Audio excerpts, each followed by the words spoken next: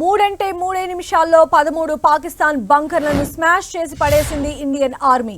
Operation Sindoor చేసిన విధానంపై army అధికారులు రోజుకో అప్డేట్ ఇస్తున్నారు.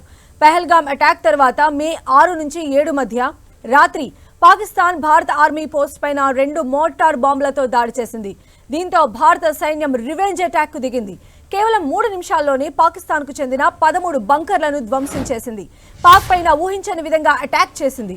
ఈ దాడితో ఇండియన్ ఆర్మీ సత్తా ఏంటో పాక్ రుచి చూపించింది.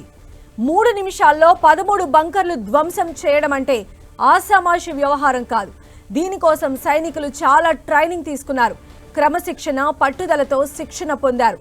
ప్రతీకార దాడుల్లో ఆర్మీ జవాన్లు ఎలా ఆయుధాలను వాడాలన్న దానిపై చాలా డీప్ గా శిక్షణ పొందటం వల్లే ఇది సాధ్యమైంది. ఏ సమయంలో ఏ వెపన్ను ఎలా వాడాలన్న దానిపై సైన్యం ట్రైన్ అప్ అయింది. దీంతో పాక్ దాడికి దిగిన తర్వాత వెంటనే రివెంజ్ అటాక్ ను చాలా గట్టిగా ప్లాన్ చేసి కొట్టింది ఇండియన్ ఆర్మీ. అలా 3 నిమిషాల్లోనే పాకిస్తాన్ కు చెందిన 13 బంకర్లను ధ్వంసం చేసింది.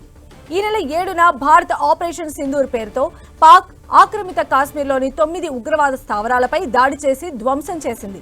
పహల్గామ్ ఉగ్రచర్యకు రివెంజ్ గా భారత్ ఈ అటాక్ ను చేపట్టింది. అయితే పాక్ కూడా భారత్ పై డ్రోన్లతో దాడికి దిగింది. కానీ భారత సైన్యం పాక్ దాడులన్నింటినీ సమర్థవంతంగా తిప్పికొట్టింది. 4 రోజుల పాటు 2 దేశాల మధ్య తీవ్ర ఉద్రిక్తతలు కొనసాగాయి.